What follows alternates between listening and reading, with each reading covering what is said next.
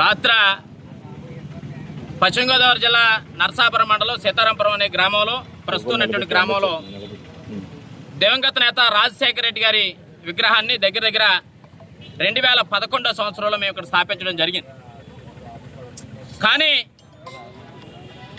రాత్ర రాజశేఖర రెడ్డి గారి విగ్రహాన్ని ఒక పక్కన ఇరిచేయటం, అలాగే ఎదురుగుండగా ఉన్నటువంటి మాజీ సీఎం గారు జగన్మోహన్ రెడ్డి గారి చిత్రపట బ్యానర్ని గుర్తు తెలియనటువంటి వ్యక్తులు చింపేయటం జరిగింది. దీనికి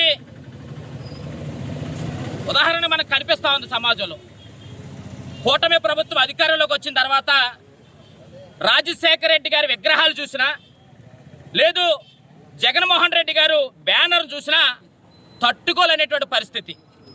ఎందుకంటే రాజశేఖర రెడ్డి గారు ప్రజల మనసులో, ప్రజల గుండెలో ఉన్నటువంటి వ్యక్తి.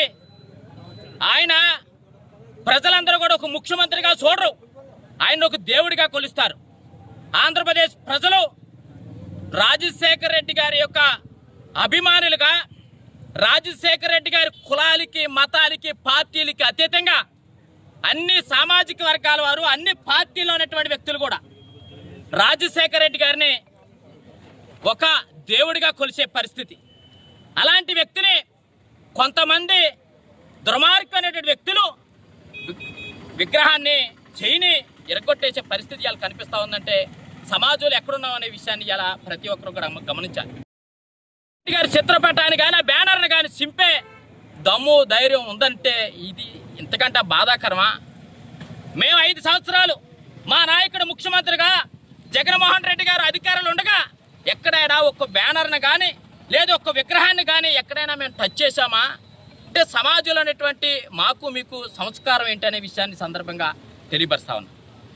అంటే జగన్మోహన్ రెడ్డి గారు ఇచ్చినటువంటి సంక్షేమ పథకాలు, జగన్మోహన్ రెడ్డి గారు ఇచ్చినటువంటి ప్రజాపాలనను పక్కన పెట్టి మీరు అధికారంలోకి వచ్చి అబద్ధాలు చెప్పి, మోసం మాటలు చెప్పి అధికారంలోకి వచ్చి జగన్మోహన్ రెడ్డి గారు బ్యానర్లు కనిపించనివ్వరు.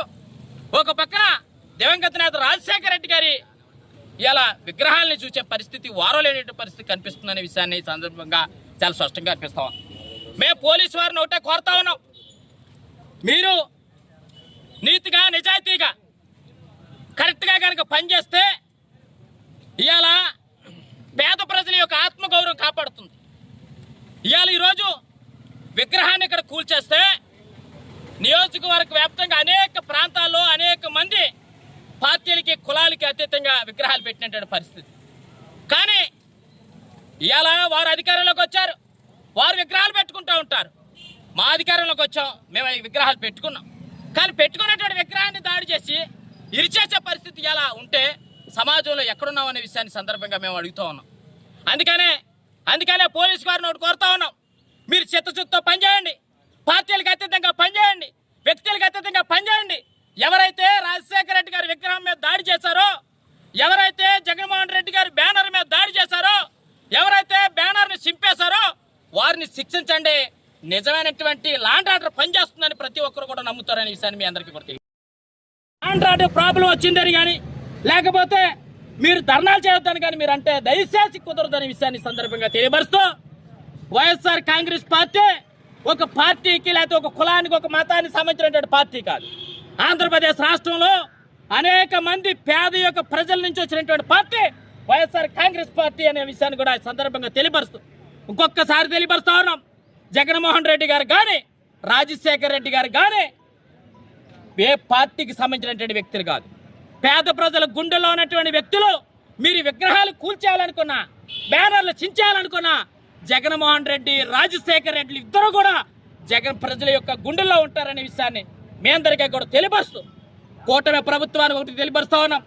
ఇంకొకసారి ఇలాంటి సంఘటనలు జరిగితే మేము కూడా రోడ్డు ఎక్కవలసి వస్తుందనే విషయాన్ని సందర్భంగా తెలియపరుస్తూ ఈ కార్యక్రమానికి విచ్చేసినటువంటి మీడియా మిత్రులకు కానీ, అదేవిధంగా మండలంలో ఉన్నటువంటి, నియోజకవర్గంలో ఉన్నటువంటి వైఎస్ఆర్ కాంగ్రెస్ పార్టీ నాయకులకు, కార్యకర్తలకు, అభిమానులందరికీ కూడా హృదయపూర్వక ధన్యవాదాలు తెలియజేస్తూ సెలవు తీసుకుంటాం.